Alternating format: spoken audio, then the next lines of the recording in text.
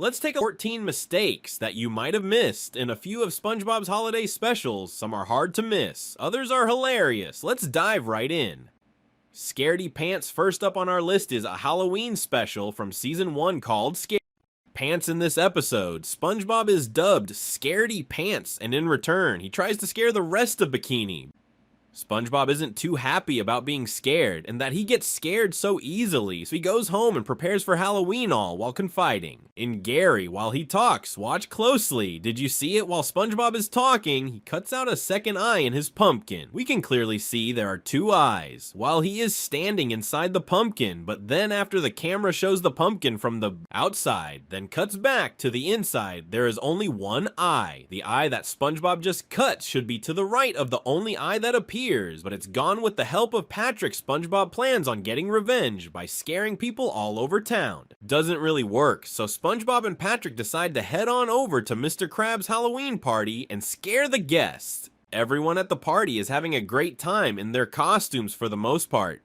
Anyways, there are 2 mistakes in the scene. Did you notice them? One is easier to spot than the other. When Mr. Krabs is first bobbing for apples, the bucket is brown and full of water. It's even brown during the close-up, but when he is choking on the apple and Pearl is speaking, the bucket is gray and empty. Second mistake happens at the very beginning, and it happens really fast. It's easy to spot during normal speed if you know what you're looking for, but let's slow it down.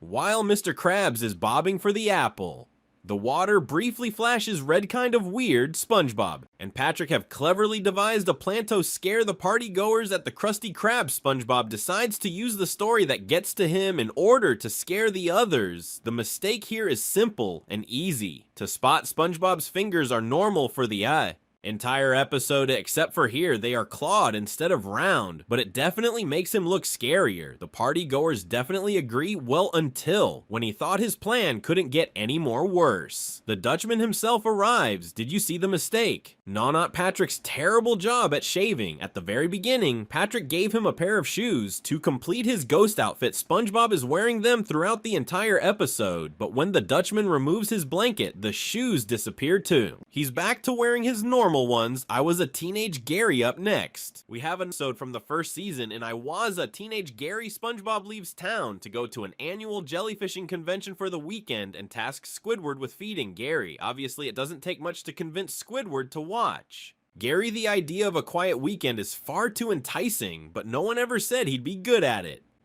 In order to save Gary, the dog recommends snail plasma, and a guilty Squidward tries to help out.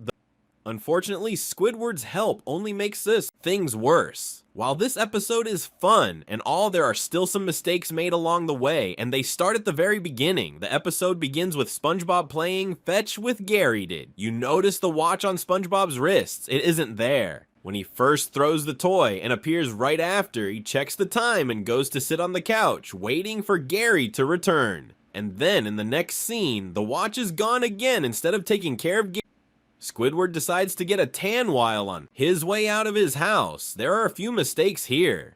SpongeBob's house is missing a window and a chimney, and the eyebrows and nose on Squidward's house are connected, making a T shape.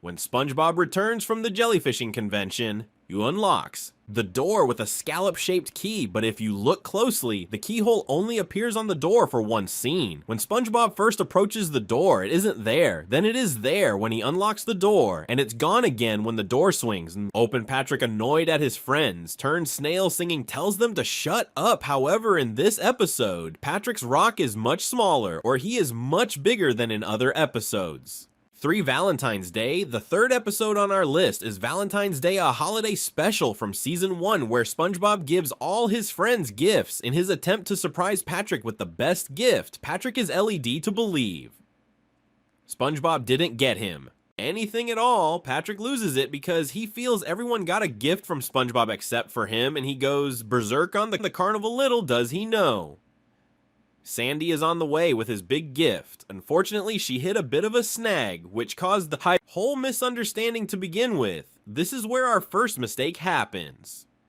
Did you notice it in the first clip? The chocolate balloon has a basket at the bottom making to a hot air balloon. But in the second scene, despite the camera angles being roughly the same, there's no basket unless the scallops took off with it at some point. It's just gone. If you look in the background, behind the Valentine's Day Carnival sign, you'll notice it's just your typical normal background. But later, where did that come from? In the first clip, there was nothing in the background but Mount Climb Up and Fall Off comes out of nowhere for the scene Fools in April. Next is Fools in April from season 1 in this episode. SpongeBob is celebrating April Fool's Day to his heart's content, much to Squidward's annoyance. As payback, Squidward tries to prank SpongeBob, but ends up hurting him in the process. SpongeBob is having a grand time, but not everyone is a fan of his antics. It should come at no surprise that Squidward's idea backfires on him like most of his ideas. But we're not here to talk about Squidward being the punchline of most of SpongeBob's jokes. Let's take a look at the first mistake at the start of the episode. Maybe should consider a field as a magician. Instead of a musician, he pulled that hat out of nowhere. The last time we see the hat, Squidward left it sitting on Mr. Krabs' desk and walked away. But when he decides he won't be quitting, it has it.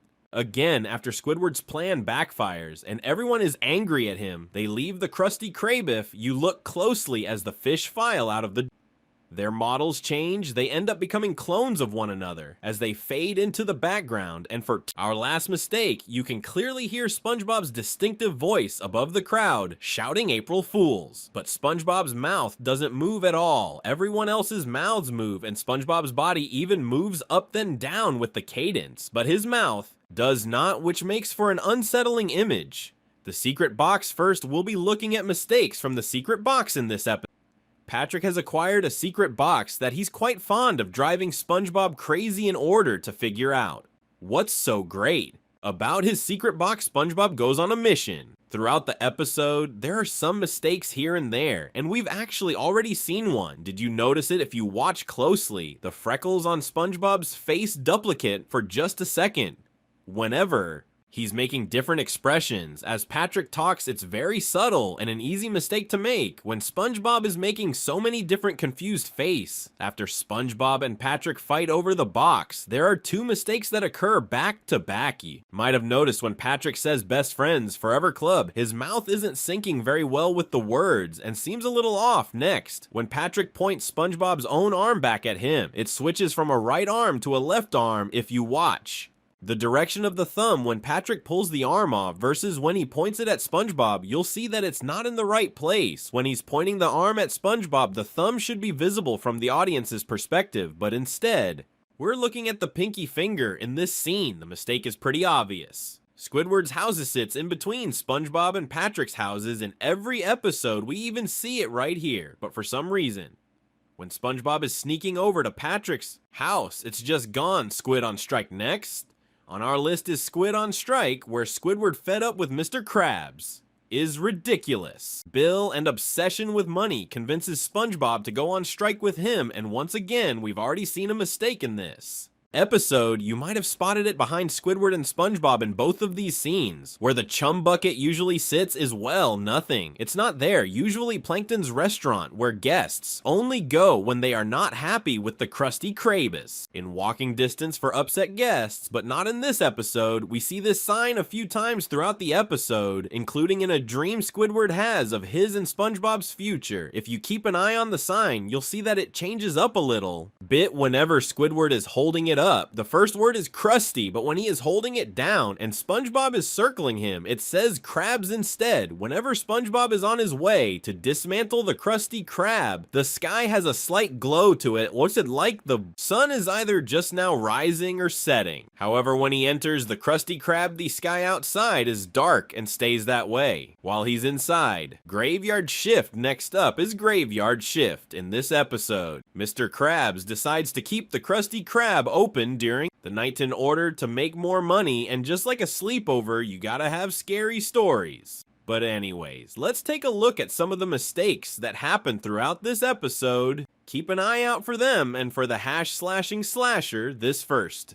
Mistake is kinda funny because it's so bad and it happens so many times, but in different ways. Watch the galley grub sign in the back. You'll see that in the first one it's spelt G-A-L-L Yan, in the second one G-A-L-L-A Yan. Those are both incorrect. Is what it's supposed to look like? A-L-L-E-Y is how it's supposed to be spelled. But wanna know something even funnier? Look at the order here sign next to it. Yep, now that one is misspelled. Instead of H-E-R-E, which is what it is throughout most of the episode, it is spelt H-E-A-R. Ah, gotta love those homophones. Another mistake that occurs in this episode has to do with the signs. Sometimes they are there, but in others they are missing, like in these scenes. This episode has a lot of mistakes, like this where things disappear, then reappear like this object. For instance, at the start of the episode, the register isn't there yet. When Squidward starts to tell his scary story, it appears also while telling his story. Something on Squidward disappears. The close-up of Squidward speaking, the wrinkles on his forehead disappear when shown from far away. They return to rightful place. Procrastination, last but not least, is procrastination. This very relatable episode follows SpongeBob as he tries to write an essay but keeps getting distracted by everything,